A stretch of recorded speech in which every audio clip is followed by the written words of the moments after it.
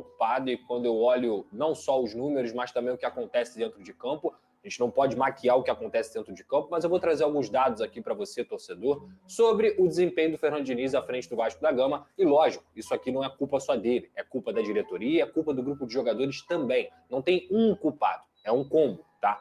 O Fernando Diniz ele tem 16 jogos à frente do Vasco da Gama e ele tomou gol em 13. Ele só não tomou gol contra o Fortaleza, o CSA e o Melgar, um time de Série C, um time peruano que ninguém conhece e o Fortaleza que vive a pior fase aí dos seus últimos anos. Tá? Só 3 jogos em 16. O Vasco tem apenas 2 vitórias com o Fernando Diniz em 9 partidas dentro do Campeonato Brasileiro. O Vasco somou apenas 2 pontos em 9 disputados dentro de São Januário, sob o comando do Fernando Diniz nos últimos jogos. E o Vasco é uma equipe que tem 16 pontos em 17 jogos feitos, ou seja, a média de pontos do Vasco é menor do que a de jogos que ele tem.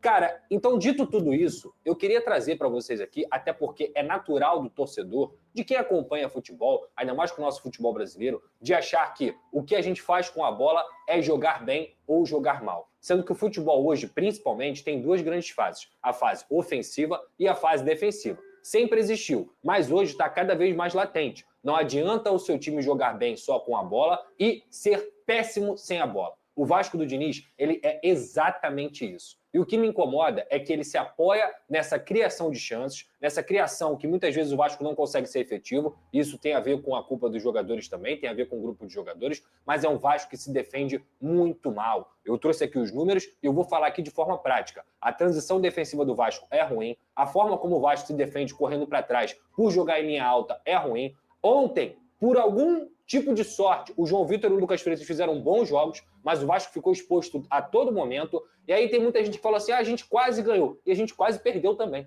O Vasco quase perdeu no momento em que o Biel acaba perdendo um gol, praticamente sem goleiro, com um gol aberto, e ele isola a bola. Assim como o Vasco poderia ter ganhado também, no lance em que o Felipe Coutinho, que jogou muito bem até pro nível que a gente espera dele, mas que ele, que é um jogador que tem o maior salário do elenco, não pode perder um gol cara a cara com o Everson como ele perdeu. Então o Vasco quase ganhou e quase perdeu também. E assim tem sido os jogos do Fernando Diniz. Um bingo. A gente não sabe o que esperar, porque é um Vasco que sim constrói, é um Vasco que sim cria, mas está sempre tomando gol. Ontem, tomar gol foi até rápido. Com 40 segundos, o Vasco já tinha praticamente tendo que escalar uma montanha ao quadrado, porque a torcida que lotou São Januário, ela não teve nem tempo de se acomodar, Fernanda. Com 40 segundos, o Vasco tinha tomado um gol, num erro de passe do Hugo Moura, que eu já falei aqui diversas vezes, eu tô cansado de falar. Ele erra o passe, gera o contra-ataque pro Atlético Mineiro. O Pumita, que foi escalado na lateral esquerda, nem teve tanta culpa, mas é pelo setor dele, ele corre para trás errado. Depois ele erra 2, 3 bolas em que teve chance pro Atlético Mineiro também conseguir fazer o gol de novo. E o Vasco não é capaz de fazer uma falta, como o Hugo Moura poderia ter feito a falta. Não é capaz do Pumita também fazer a falta. Tiveram outros jogadores que poderiam fazer a falta, porque esse time é frágil. Toma o gol, até consegue se recuperar ali no primeiro tempo, faz o gol de pênalti, não era um momento que o Vasco estava pressionando demais, mas o Felipe Coutinho sofre o pênalti, foi pênalti mesmo, o Verratti faz o gol, e depois o Vasco poderia até ter virado a partida em alguns cruzamentos, teve do Pumita, teve do Paulo Henrique e tudo mais, mas o Vasco desperdiçou, como vencendo o enredo.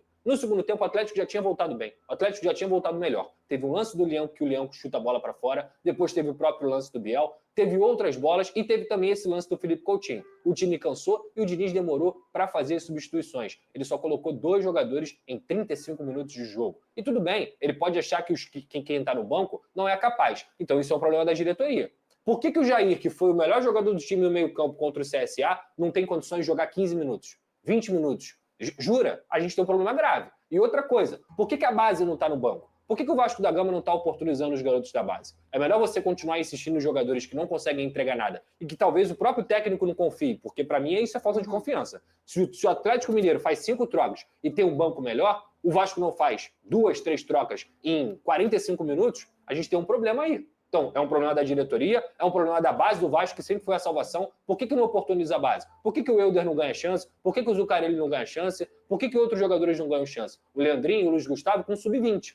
Tudo bem, mas se o Vasco está numa situação como essa, por que eles não estão no Vasco da Gama? Então, cara, são muitos problemas e cansativo. Eu vou falar um negócio aqui. Faltam 21 partidas para o Vasco acabar o Campeonato Brasileiro. Para o Vasco se salvar, ele tem que ganhar 9.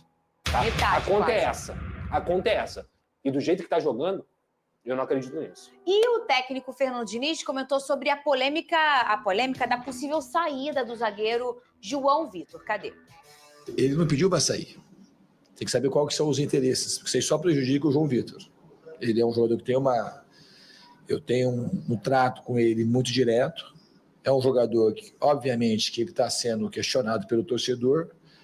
Repito aqui, por muitas coisas que o João Vitor fez antes da minha chegada, porque comigo ele não tem jogado mal, praticamente jogo nenhum, fez mais uma partida muito boa hoje, jogou muito bem contra o Mirassol, sempre jogando contra adversários duros e ganhando praticamente todos os duelos.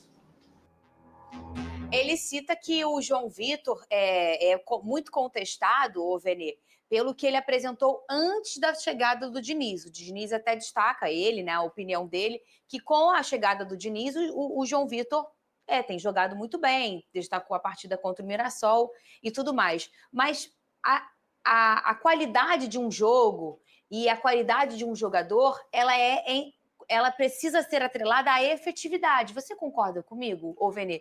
De que adianta você fazer um jogo maravilhoso, ter 90% de posse, 500 passes certos, e você não vencer, né? Talvez pode ser aí o olhar do jogador em cima do João Vitor. Ele pode fazer uma partida espetacular, mas se você ganha um cartão vermelho, se você falha numa jogada, ela é crucial. Você concorda comigo? Concordo com você e discordo com o Fernando Diniz, mas eu entendo o papel dele como treinador em querer defender o seu atleta, inclusive, que ele mantém como titular.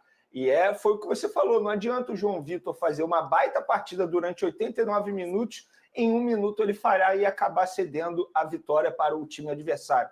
Ontem mesmo ele fez até um bom jogo. Mas isso não me faz crer que o melhor seja ele continuar sendo titular ou até mesmo continuar sendo jogador do Vasco da Gama. Não sei se ele vai sair ou não nessa janela ou no fim da temporada, mas eu acho que o melhor para o Vasco e até mesmo para o próprio João Vitor, sim, seria o jogador respirar novos ares. Eu concordo com você em tudo que você falou. Mas eu entendo o Fernando Diniz. Sim. Ele está ali numa entrevista coletiva, ele vai defender o atleta dele. O que ele vai falar, né? ele não... Até porque, claro. Fernandinho, ele está colocando o atleta como titular. Não faz o menor sentido ele colocar o atleta como titular e chegar numa entrevista coletiva, massacrar o atleta, criticar o atleta. E aí, e os reservas vão pensar o quê? Ele está criticando o titular, as reservas são como? Então, assim, eu entendo tudo o que ele falou, mas eu concordo plenamente com você. E sobre os números do Fernando Diniz, Pedroso, no Vasco da Gama, os números do Diniz no Campeonato Brasileiro do ano passado para cá, Fluminense, Cruzeiro e Vasco, são horríveis. Em 31 jogos, ele teve apenas 5 vitórias. Isso é preocupante demais. E eu discordo totalmente do torcedor vascaíno e até mesmo do Fernando Diniz quando diz que o Vasco vem jogando muito bem. O Vasco não vem jogando muito bem. Fato é que, na partida de ontem, eu esperava até um resultado negativo para o Vasco. O Atlético Mineiro vem numa crescente muito boa. E se eu for considerar um ponto positivo do Vasco nesse jogo, sabe qual foi? O Vasco tomou um gol aos 40 segundos e não sentiu o gol. É o único ponto positivo. Se você reparar, parece que o jogo começou 1-0, o Vasco soube lidar com o tipo de situação e correu atrás. Teve até a chance de virar o placar com o Everson, que fez uma defesaça no primeiro tempo. Tudo bem, poderia ter tomado o segundo gol do Biel. Foi o lance Teve o lance do Rony também. O Rony sai cara a cara nas costas do Vitor. Exatamente. Só que assim, foi diante de um adversário extremamente difícil. Claro que você empatar em casa nunca é bom. Mas diante das adversidades, do contexto do que foi o jogo, acabou sendo positivo, digamos assim. Então, acho que eu concordo plenamente com o que o Pedrosa disse aqui. O Vasco precisa abrir o olho, porque a situação está ficando complicada no Campeonato Brasileiro. Tem 2 jogos a menos, mas é contra a Juventude e contra a Bahia. É isso, né, Pedrosa? Me corrige. Juventude lá, que é extremamente difícil. E o Santos, né? Não, o Santos já é Campeonato Brasileiro normal. No Morumbi, domingo. Esses 2 jogos a menos, no caso, é Juventude e Bahia. Você está falando jogos a menos. Os 2 jogos a menos. Porque mas depois do Santos é o Juventude. Muita gente senta nessa zona de conforto. Tem 2 jogos a menos. Beleza, mas qual é a garantia que você vai ganhar esses 2 jogos? Nenhuma. Eu brinco aqui sobre Flamengo Sport, um jogo a menos, mas tem que ganhar. Tem que ganhar. O Palmeiras tem 2 jogos a menos, mas tem que ganhar. Não adianta nada você ter jogo a menos. Podem ser 2 jogos a menos e você não ganhar e afundar mais ainda na crise. Porque aí você ainda perde a gordura e perde a confiança. Porque nem aquilo ali você tem como se apegar. Só sobre o João Vitor, uma coisa que o Diniz fala, e eu acho que ele tem mesmo que proteger o jogador dele, tá? Porque se ele não proteger o jogador dele, ele vai perder o atleta. Ele tá botando o jogador como titular, não tem como ele não proteger. Só que ele não pode distorcer os fatos. Ele falou ontem que o João Vitor não errou com ele. Eu vou lembrar aqui o João Vitor errando com ele. Ele erra de forma bizonha contra o Independente Del Valle, que ele pisa na bola e cai. Ele erra contra o Grêmio, que ele escorrega junto com o Paulo Henrique e faz a falta que gera o gol do Grêmio. E ele erra também no jogo contra o CSA, quando ele é expulso. no primeiro jogo. Como é que ele não pode... Ele tá com a memória seletiva. Aí ele fala, não, porque a torcida do Vasco pode estar pegando no pé do João Vitor pelo que aconteceu antes. Não é pelo que aconteceu antes, é pelo que está acontecendo agora. Agora. E o João Vitor ontem realmente fez um bom jogo. Sim. Só que pra a gente confiar em algum zagueiro, Fernanda, ele não tem que fazer um bom jogo. Tem que fazer 5, 6 seguidos. Se ele começa a errar 6/1, 7/1, aí você fala, pô, eu tenho um zagueiro seguro. Se ele erra 1/3, 1/2, ele não é seguro. Então, assim, esse é o retrato do João Vitor. Sabe qual é o maior termômetro para mim sobre o João Vitor? Você ontem estava em São Januário, que eu vi foto lá com seu pai, inclusive parabéns para o seu pai pelo Dia dos Pais. O João Vitor ele foi vaiado no primeiro lance. No primeiro minuto. Então, assim, isso não é normal da torcida do Vasco. Muito pelo contrário, a torcida do Vasco geralmente carrega o time.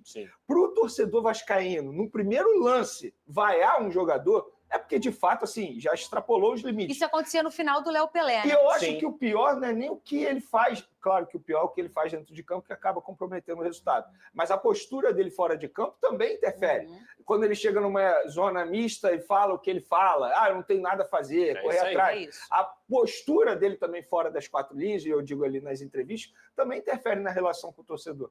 Ô Pedrosa. Eu ia falar Vene Casagrande, Pedro. É igual quando eu às vezes olho para um e falo o nome do outro. Faço muito isso. A BTP Esportes, um beijo para a galera, cedeu para a nossa equipe as imagens de como ficou a perna, tá aí na tela, do Paulo Henrique. Tá bem machucada, para quem não pode ver, a perna bem machucada. Isso foi depois do choque com o Lianco. Paulo Henrique mostrou os machucados na zona mista, tá?